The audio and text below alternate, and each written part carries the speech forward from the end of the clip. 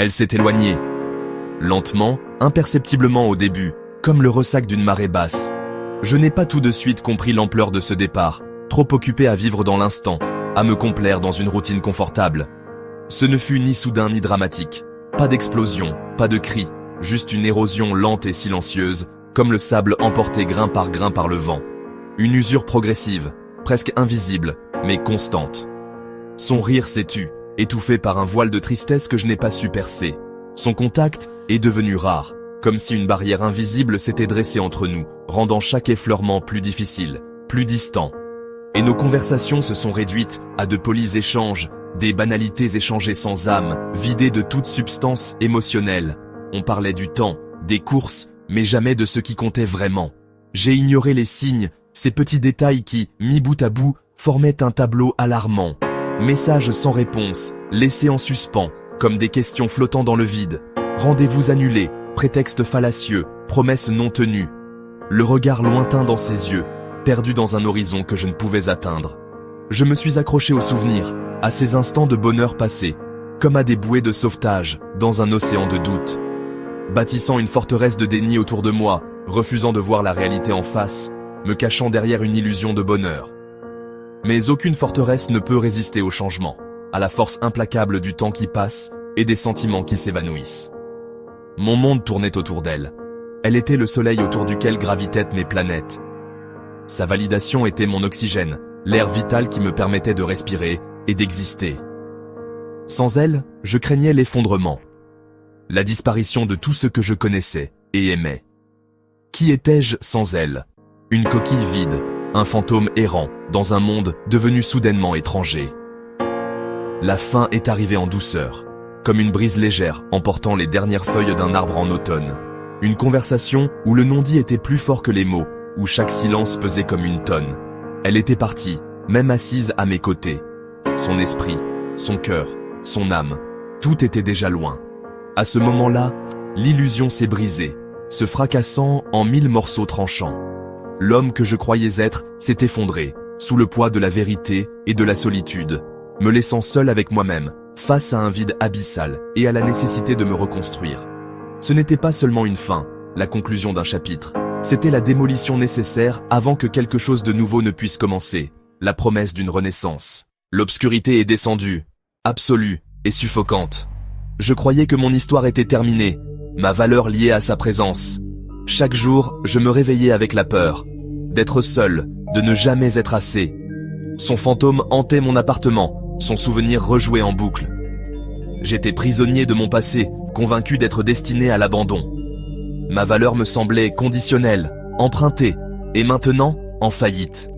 Mais même dans les profondeurs, une étincelle de défi a survécu.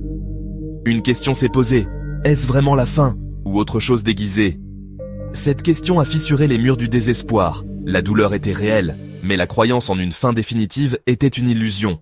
Le changement fut lent, comme un navire tournant dans une tempête. Ma douleur est devenue un catalyseur, pas un destructeur.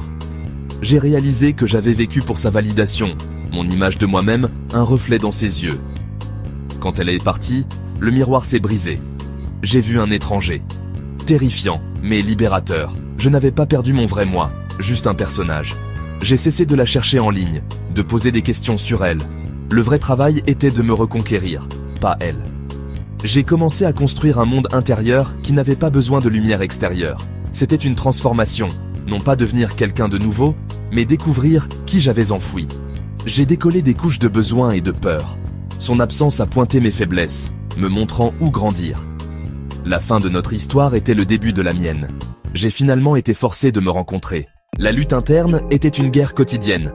Une partie de moi désirait la distraction, application de rencontres, solution rapide, tout pour anesthésier la douleur. Mais une voix plus calme insistait sur la patience.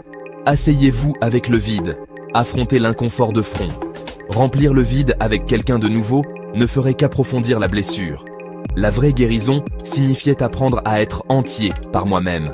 La tentation de rechuter était forte, mais j'ai choisi l'inconfort plutôt que le faux confort. Chaque acte de discipline me rendait plus fort. J'ai affronté ma peur d'être seul, et je l'ai accepté. Ma paix ne pouvait pas être conditionnelle à quelqu'un d'autre. Je forgeais ma propre souveraineté indépendante de la validation externe. C'était le combat pour ma propre âme.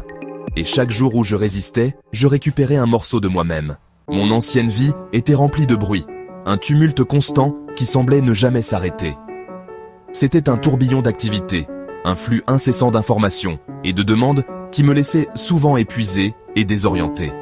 Notifications, des alertes incessantes qui exigeaient mon attention à chaque instant.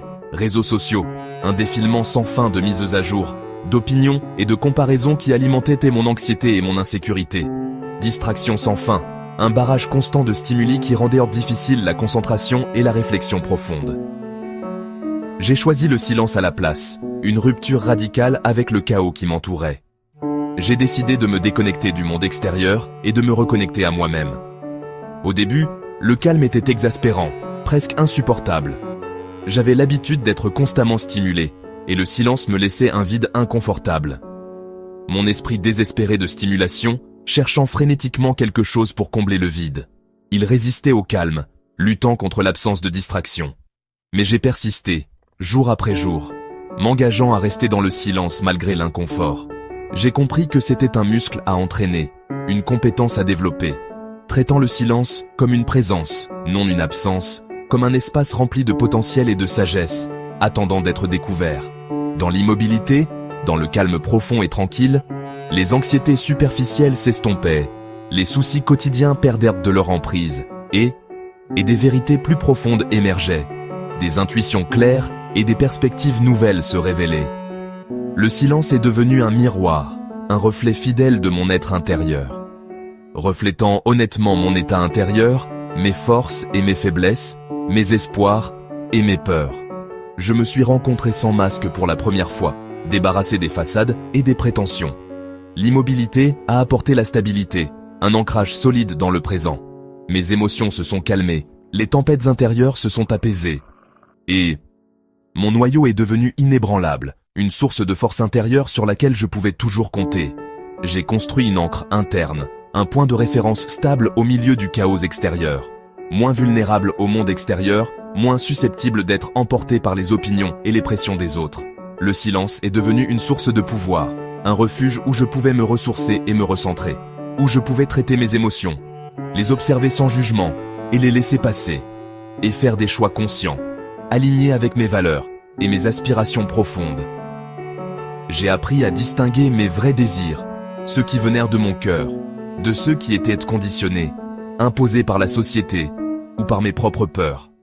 Le calme était rempli de réponses et de paix, une source inépuisable de sagesse intérieure, que j'avais cherchée partout, dans les relations, les possessions, les réalisations, sauf en moi, dans le silence de mon propre cœur, dans l'immobilité, dans le calme profond et la tranquillité.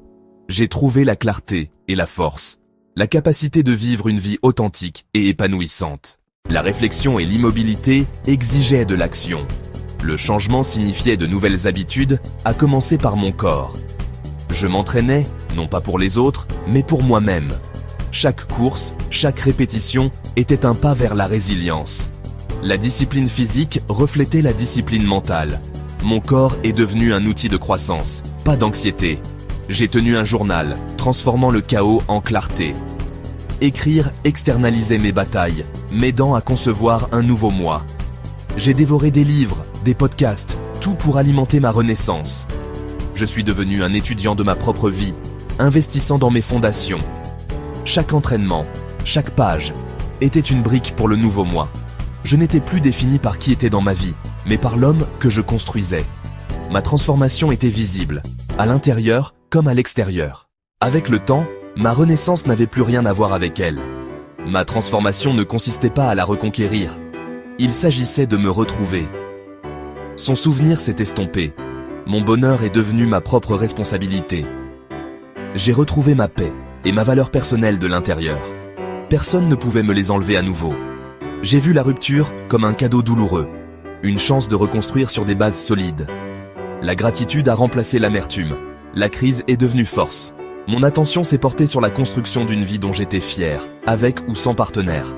La vraie liberté n'est pas de devoir, mais de choisir. J'ai découvert que je me suffisais à moi-même. Puis, comme pour me tester, elle est revenue. Un simple message. Comment vas-tu ? Il y a un an, j'aurais été désespéré de cela. Maintenant, je me sentais calme. Je n'ai pas répondu immédiatement. Mon monde ne tournait plus autour d'elle. Quand j'ai répondu, c'était honnête et direct, sans arrière-pensée. Elle a suggéré un café. J'ai accepté, à mes conditions. La dynamique du pouvoir avait changé. Autour d'un café, je l'ai vue clairement. Non pas comme une déesse, mais comme une personne. J'ai écouté, présent, mais détaché. Je n'ai ressenti aucune envie d'impressionner ou de la reconquérir. J'étais simplement moi-même, complet. L'ancienne attraction avait disparu. Son retour était le test final. Et j'ai réussi, non pas en la récupérant, mais en réalisant que je n'avais plus besoin d'elle.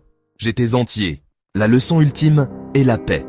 It's a state of being that transcends the everyday chaos.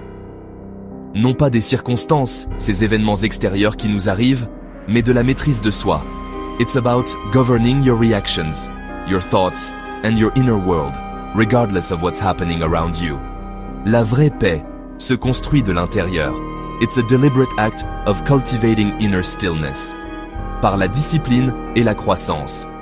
It requires consistent effort, a commitment to self-improvement, and the willingness to confront your own limitations. Elle ne peut être donnée ou enlevée. True peace is not a gift bestowed upon you, nor can it be stolen by external forces. Nous devons d'abord exister pour nous-mêmes. We must first cultivate a strong sense of self, an unwavering understanding of our own worth. Non pas égoïstement, mais comme notre propre fondation. This isn't about selfishness, but about establishing a solid base from which to operate, a core of self-reliance and inner strength. Nous ne sommes pas ici pour compléter l'histoire de quelqu'un d'autre. We are not meant to be supporting characters in someone else's narrative. Mais pour devenir notre propre source de lumière. We are each capable of radiating our own unique brilliance, illuminating the world with our individual talents and perspectives. Lorsque vous devenez la source, vous ne craignez plus l'obscurité. When you embody your own inner light, the shadows around you lose their power. La vraie liberté est la liberté émotionnelle. It's the ability to navigate your feelings without being controlled by them. Aimer profondément, mais ne pas être détruit par la perte. To love with your whole heart, but to maintain your inner equilibrium, even when faced with heartbreak. Votre valeur n'est ni négociable, ni dépendante de qui que ce soit. Your worth is inherent, unchangeable, and not subject to the opinions or actions of others. Vous choisissez les relations à partir de la plénitude, pas du besoin. You enter into relationships from a place of abundance, not from a place of lack or desperation. C'est la différence entre l'attachement et l'amour. It's the distinction between clinging to someone out of fear and cherishing them with genuine affection and respect for their own journey. Tenez-vous droit, construisez votre royaume intérieur. Stand tall in your own truth and diligently cultivate your inner world. Et affrontez vos peurs. Confront your fears head-on, for they are often the gatekeepers to your greatest potential. Votre renaissance n'attend pas que quelqu'un revienne. Elle attend que vous revendiquiez votre pouvoir. Your transformation is not contingent on someone else's return or approval. It's waiting for you to reclaim your inherent power and step into your true self. Maîtrisez vos choix et vous maîtriserez votre vie. Take ownership of your decisions and you will ultimately take control of your destiny.